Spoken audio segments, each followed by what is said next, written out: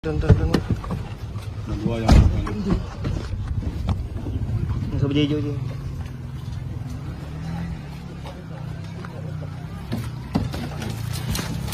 Timak hendak dah. Jok timak dia. Mat, bami, mat.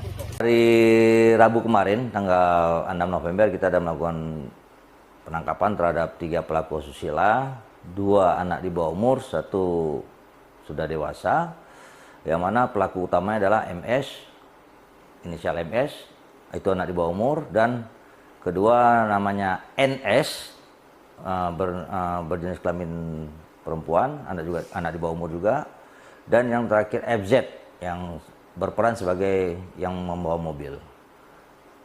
MS dan NZ itu mereka berpacaran dan sama-sama anak di bawah umur. Namun MS di sini ada memesan cewek lain terhadap